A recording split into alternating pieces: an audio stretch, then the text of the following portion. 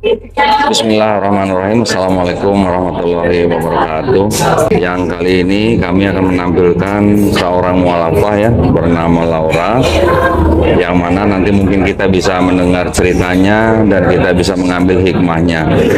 Sebelum saya mulai berbincang-bincang dengan Laura, seperti biasa saya ingin mengundang para pemirsa untuk berpartisipasi yang ingin menyalurkan zakat sodako infaknya, atau juga yang ingin berpartisipasi di dalam program wakaf ya untuk tanah kami yang bebas, yang sedang kami bebaskan di daerah Wonosalam, Jombang, Jawa Timur, seluas 6 hektar dengan harga Rp250.000 per meter persegi, dapat mengirimkan ke Bank Syariah Indonesia dengan kode bank 451, nomor rekening 111889988, dan bukti transfer dapat dikonfirmasikan ke nomor handphone 0812 3280 2080 atau 0811 188 9181. Barakallahu fikum. Semoga partisipasi para pemirsa diterima di sisi Allah Subhanahu wa taala sebagai amal jariah. Amin ya rabbal alamin.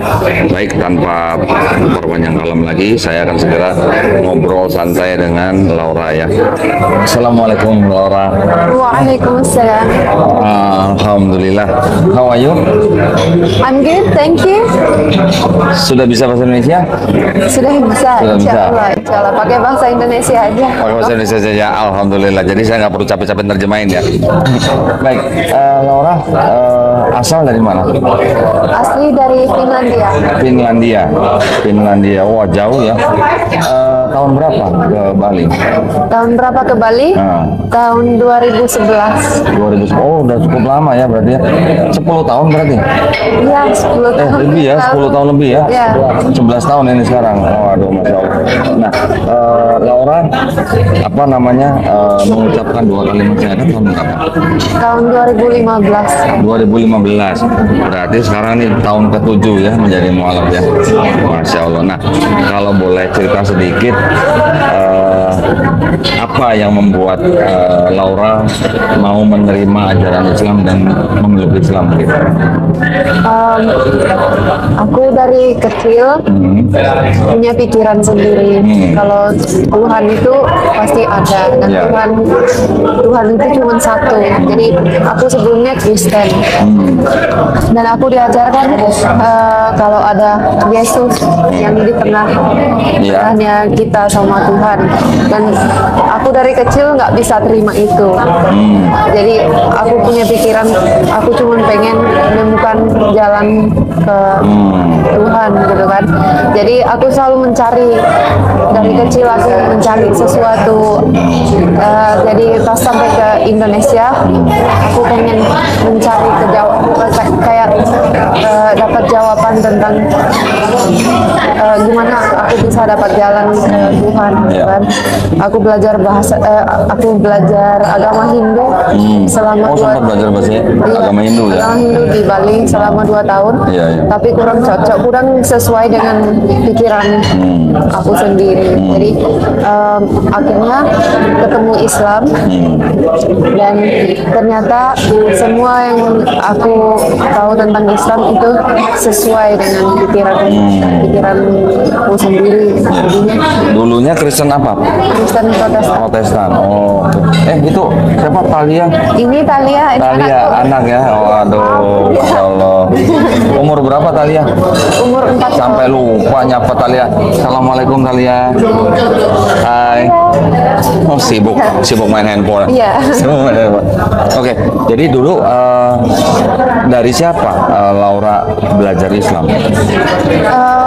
Aku dari teman-teman di Bali ya? Ya, jadi waktu itu setelah tinggal di Bali selama 2 tahun, aku dapat kuliah di Inggris. Dan di Inggris aku punya beberapa teman yang orang Islam.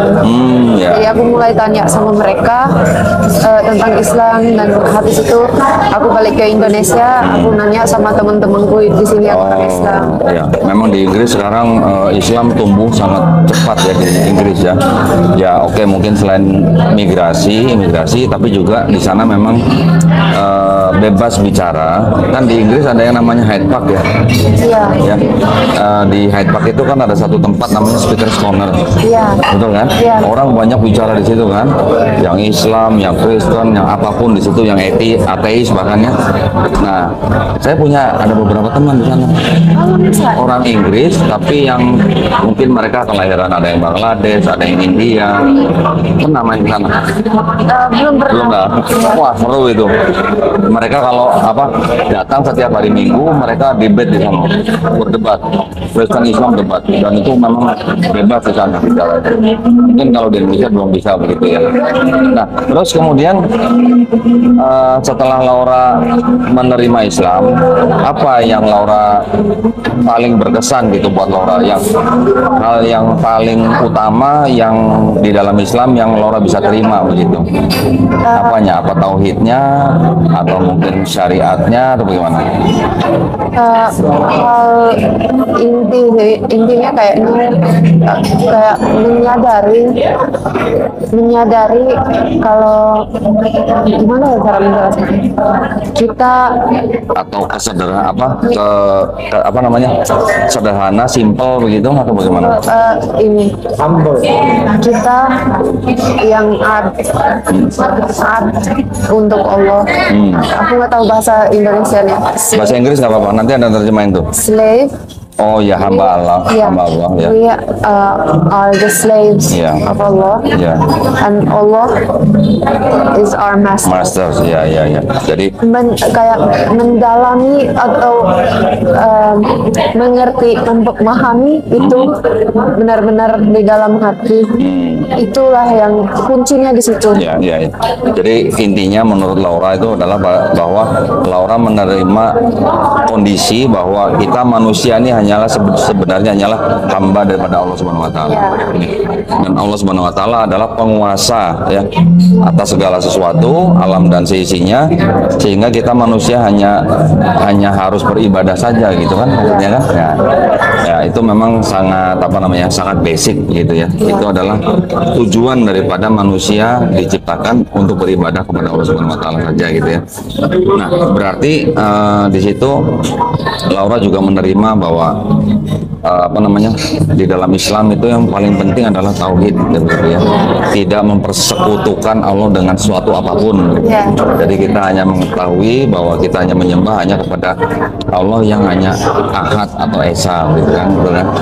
Kalau di dalam Kristen dulu pernah mempelajari Bible-nya atau bagaimana? Enggak begitu banyak. Enggak begitu ya. Oke. Nah, terus setelah Laura menerima Islam, menurut Laura apakah kira-kira syariat yang ada di dalam Islam itu berat atau bagaimana?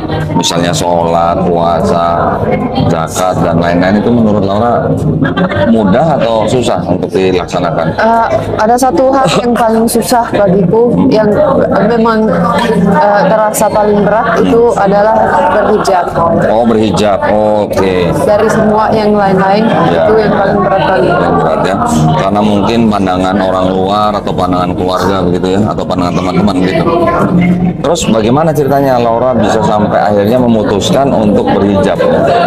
Itu menarik juga ceritanya. Jadi pada awalnya aku Islam, aku belum tahu kalau berhijab itu apakah itu wajib ataukah itu cuma boleh atau tidak gitu. Ya gitu, kayak itu keputusan cewek sendiri. Dan aku masih bingung tentang itu, kayak aku belum dapat informasi yang pas kayak tentang itu gitu kan. Jadi aku selama 5 tahun pertama menjadi seorang muslim belum berhijab. Karena itu masih keraguan aku dan profesiku dan kehidupanku sebelumnya itu juga aku tahu kalau aku mulai berhijab itu bakal harus dirubah semua. Jadi hijab itu bakal berubahkan kehidupanku total.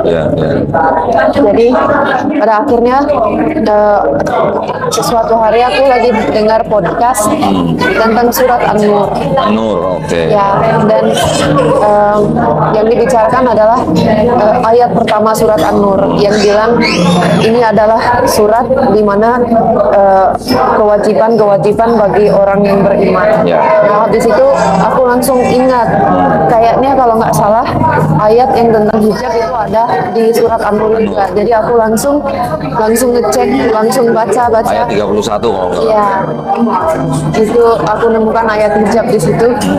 Udah di situ aku langsung tahu kalau ini ada sebuah kewajiban dan memang ini yang Allah mau kita berbuat, dan aku sadar kalau apapun yang Allah suruh kita buat itu sudah pasti terbaik buat kita, walaupun di situ mungkin kita belum paham, tapi itu pasti terbaik karena itu dari Allah. Makanya aku langsung Masya Allah, ya Masya Allah. Jadi intinya Laura hanya mengatakan kalau kita mengikuti perintahnya, otomatis Allah pasti akan membantu kita, ya, gitu ya. Entah apapun itu, misalnya untuk berhijab ya untuk wanitanya, atau untuk yang laki-laki misalnya perintah apapun, pasti ada hikmahnya karena Allah tahu bahwa itu perintahnya adalah yang terbaik untuk manusia, gitu ya. Alhamdulillah. Nah, terus akhirnya setelah 5 tahun setelah menonton podcast itu, podcast siapa? Antara siapa? Itu Nauman Alifa. Masya Allah, saya juga dulu banyak nonton dia. Masya Allah ya, Ustadz Nauman Alifa memang salah satu Ustadz yang ilmunya sangat luas ya. Nah, terus akhirnya setelah menonton itu memutuskan untuk berhijab. Iya, langsung. Masya Allah. Waduh. Nah, memang di dalam pandangan orang luar ya, memang ya, mereka ada anggapan bahwa wanita muslim yang berhijab itu dianggap seolah-olah seperti apa ya, dalam bahasa Inggris itu oppress gitu ya, seperti oppress gitu. Tetapi sebenarnya tujuan daripada hijab sendiri itu kan sebenarnya untuk apa namanya, memuliakan wanita, gitu kan. Contoh mungkin ya, ini sebenarnya ini mungkin hanya sekedar analogi ya mungkin ya. Kalau kita punya permen candy ya, yang satu ada covernya, yang satu tidak ada covernya, dua-duanya jatuh. Kalau kita ambil dua-duanya, mau kita makan yang mana? Pasti yang ada bungkusnya ya, ya kan? Nah, begitu juga ya di dalam Islam, wanita muslim itu berhijab itu karena mulia ya, bukan karena untuk ditekan atau untuk di apa namanya ya, opres begitulah. Artinya bukan apa namanya keterbatasan, tetapi itu justru untuk memuliakan wanita itu sendiri ya. Karena yang ditutup itu adalah aurat yang memang hanya boleh dilihat oleh muhrimnya kan gitu ya. Nah, menarik sekali sebenarnya. Nah, terus dulu waktu baru-baru masuk Islam, tentunya kan mempelajari Al-Quran ya. Bagaimana dulu Laura melihat bahwa Al-Quran ini benar-benar firman Allah gitu? Apa yang membuat Laura tuh yakin gitu? Oh, itu pertama kali. Jadi 2 hari setelah aku masuk Islam, aku harus pergi ke Malaysia untuk berpanjang visa. Dan pas aku mau pulang dari sana, aku di pesawat, aku bawa terjemah Al-Quran. Jadi itu aku sudah punya dari Inggris, dari dulu aku punya itu, tapi aku nggak pernah buka. Jadi aku punya seluruh Al-Quran itu dalam terjemahan dalam bahasa Inggris. Aku nggak pernah buka. Di situ aku bawa. Jadi aku mau baca. Aku mau tahu apa isinya Al-Quran. Di pesawat itu? Di pesawat. Dan aku buka. Tapi aku nggak buka dari awal atau dari random lah gitu. Ya, random. Jadi random aku buka. Aku mulai baca. Dan masih ingat surat apa waktu itu? Itu aku nggak ingat. Aku nggak ingat itu ayat berapa, surat apa, aku nggak tahu. Masih ingat bunyinya seperti apa? Yang aku baca seperti Allah, seperti Tuhan yang aku sudah dari kecil aku kenal Tuhan. Dia bicara untukku. Banyak pikiran-pikiranku yang pernah ada dari dulu. Di situ dijelaskan. Kayak aku pernah punya pertanyaan tentang manusia kenapa seperti ini. Di situ Allah cerita karena ini alasannya kenapa ada manusia seperti Saya ini. merinding. Allah langsung cerita ini karena ini ada manusia seperti itu. Semua diceritakan dan itu aku tahu ini Tuhan dan aku kenal dari dulu, dan sekarang Tuhan ngomong sama aku langsung. Jadi aku nangis macam anak kecil. Di situ ada orang-orang dulu aku gak peduli. Oh ya?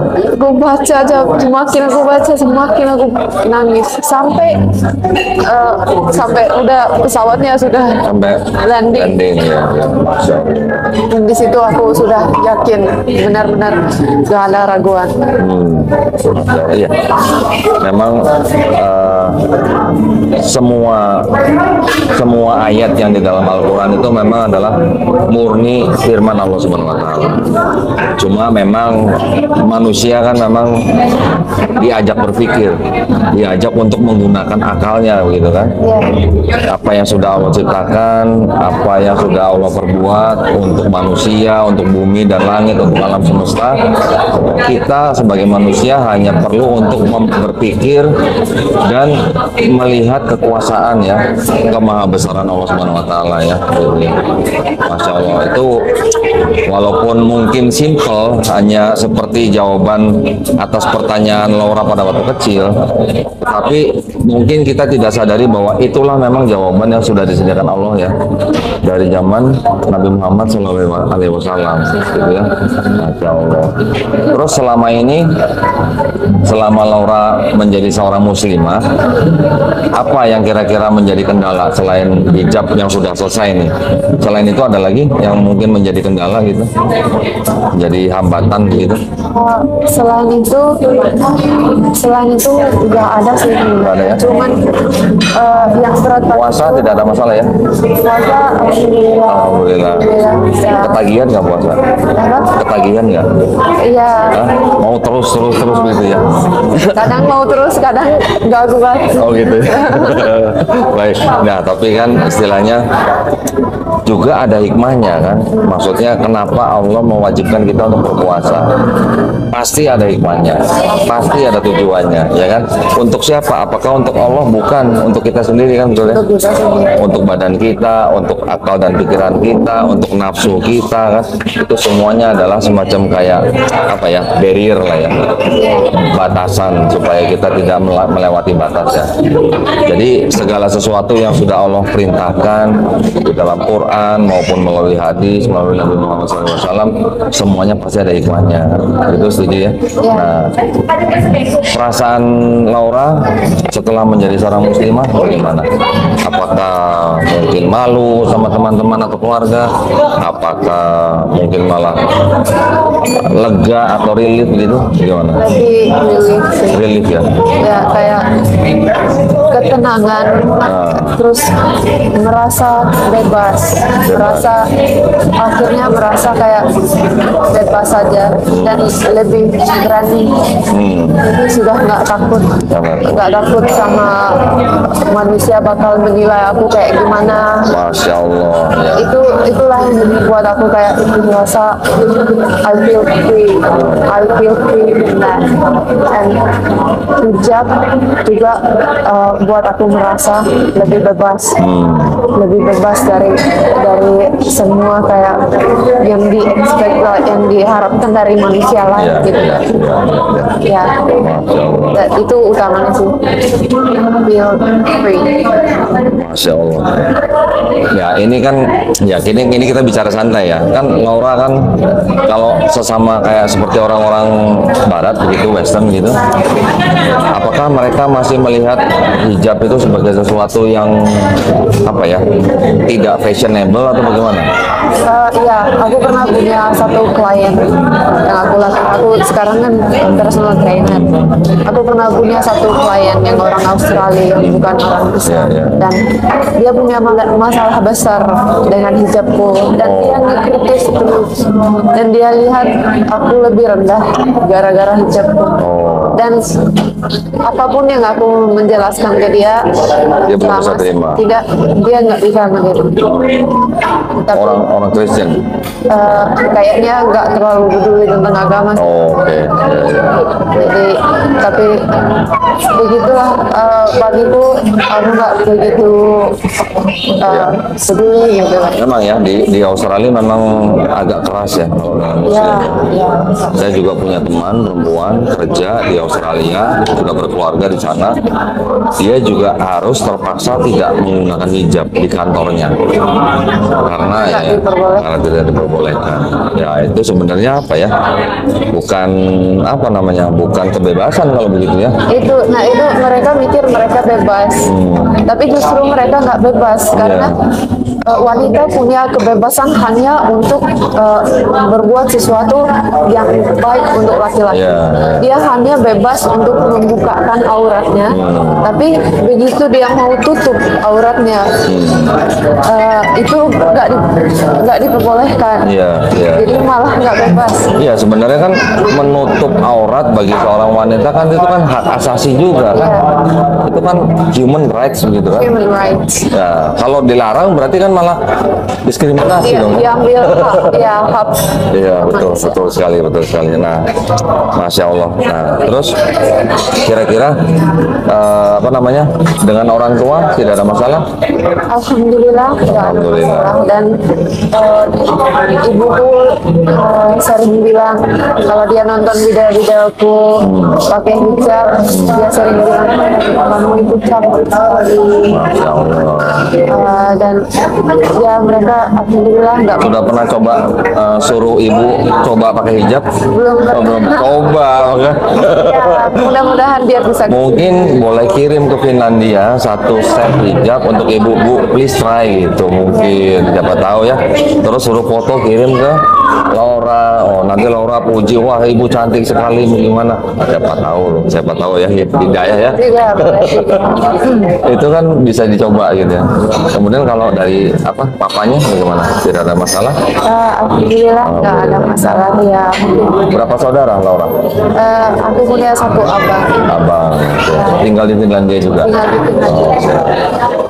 Oh, jadi sekarang kegiatan Laura di Bali ini sebagai apa? Personal trainer. Ya, jadi personal sama latihan sendiri, training sendiri, Oh, bodybuilding ya? bodybuilding. Itu yang begitu bisa tuh ya di. Bisa. Itu perlu ya. Kalau bodybuilding kan berarti kan kita cari six pack kan. Ya, Kalau itu one pack kayaknya. mana? 6 months. Oh, 6 month bukan six pack ya itu ya. Bisa nggak itu? Berapa bulan tuh kalau yang begitu? 2 tahun ya bro. Bisa kok dijadiin six pack. Oke. Masya Allah. Jadi saya apa namanya berpikir bahwa Laura sebenarnya sudah sangat comfortable ya dengan Islam, gitu ya. Karena Laura di Bali istilahnya yang tempat yang heterogen ya, apalagi majority di sini adalah Hindu. Tentu saja menggunakan hijab itu juga merupakan suatu mungkin apa ya, tantangan buat diri sendiri ya. Ya walaupun masyarakat Hindu juga saya tahu sangat-sangat toleransi ya dengan yang lain. Tetapi mungkin dengan teman-teman yang sama-sama dari barat mungkin masih ada ya tanggapan-tanggapan seperti itu ya. Seperti tadi contoh kliennya begitu kan. Ya, kalau orang barat ya mereka sangat diskriminasi sih. Cuman yang aku lihat orang-orang yang benar di kehidupanku, yang benar-benar sayang sama aku, seperti teman-temanku yang orang Finland, yang aku sudah kenal dari umur 5 tahun. Mereka nggak peduli, mereka senang. Apapun yang buat kami senang, kami dukung, kami senang. Jadi mereka nggak pernah diskriminasi. Aku pakai hijab, aku gimana pun mereka pasti senang kalau aku senang. Jadi itu yang aku pelajari, bahwa orang-orang yang sayang sama kita bakal sayang sama kita gimana pun keadaannya. Orang yang memang nggak benar untuk kita, ya mungkin mereka bisa jadi punya masalah. Kalau di Finland sendiri sekarang bagaimana? Sudah mulai banyak Muslim di sana? Sudah. Sudah banyak, alhamdulillah. Sudah mulai ada masjid di sana ya? Ya sedikit, ya, step by step lah. Step by step. Masjidnya kecil-kecil, biasanya di kayak di basement gitu. Tapi sudah mulai ada, dan aku pernah buat video dalam bahasa Finland di mana aku cerita gimana aku dulu masuk Islam, dan alhamdulillah banyak orang yang komen di situ kalau oh aku nemukan Islam kemarin, oh aku considering aku mau masuk Islam, atau ada orang yang bilang oh aku baru masuk Islam. Jadi ternyata banyak orang Finland mungkin mereka nemukan dari online, sudah mulai masuk Islam sendiri, bukan gara-gara pasangan, tapi memang mereka juga menemukan Islam. Masya Allah, ya oke lah, walaupun karena mungkin mau menikah itu juga tidak masalah, nggak masalah. tidak apa-apa. Tetapi kalau bisa menemukan sendiri, kemudian mereka masuk Islam karena kemauan sendiri, bukan karena mau menikah, itu sangat bagus sekali ya. Oh, jadi sekarang di Finland sudah mulai banyak Muslim ya di sana ya? Alhamdulillah. Alhamdulillah ya. Ya, step by step. Ya. Apa namanya? Kalau masjid di sana boleh menyuarakan azan atau tidak? Tidak, sangat boleh. tidak. Nggak boleh sama sekali ada suara dengar dari sana. Ya mudah-mudahan ya nanti siapa tahu suatu saat diperbolehkan gitu ya. Ya. Oke, udah berapa lama durasi berapa? 30 menit, 40 ya. Oke. Kalau anak bagaimana?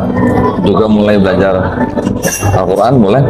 Sudah mulai belajar Quran? Belum. Belum. Dia masih 4 tahun. 4 tahun. Tapi ya sudah kenal Allah. Masya Dan Allah. ya. Laura sendiri sudah belajar Al-Quran? Alhamdulillah. Sudah berapa juz?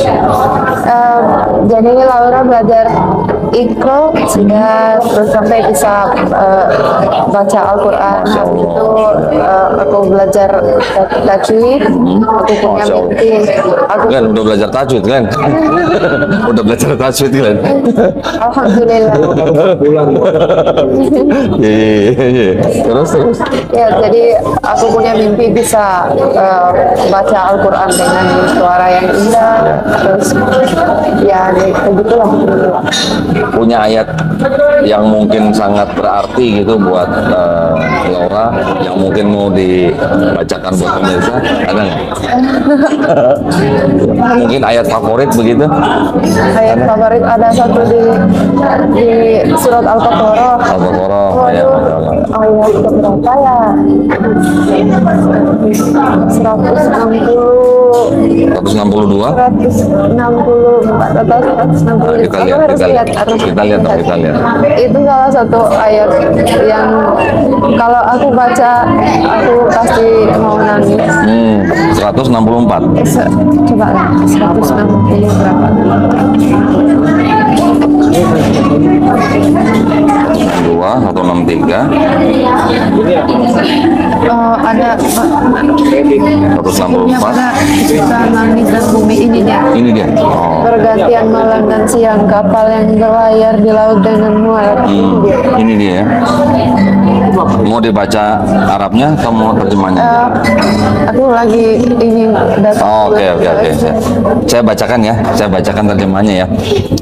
Sesungguhnya Al-Baqarah ayat 164. Sesungguhnya pada penciptaan langit dan bumi, pergantian malam dan siang, kapal yang berlayar di laut dengan muatan yang bermanfaat bagi manusia, apa yang diturunkan Allah dari langit berupa air, lalu dengan itu dihidupkannya bumi setelah mati atau kering, yang dia tebarkan di dalamnya bermacam-macam binatang dan perkisaran angin dan awan yang dikendalikan antara langit dan bumi. Semua itu sungguh merupakan tanda-tanda kebesaran Allah bagi orang-orang yang mengerti. Kira-kira dari ayat ini apa yang mau Laura sampaikan? Ini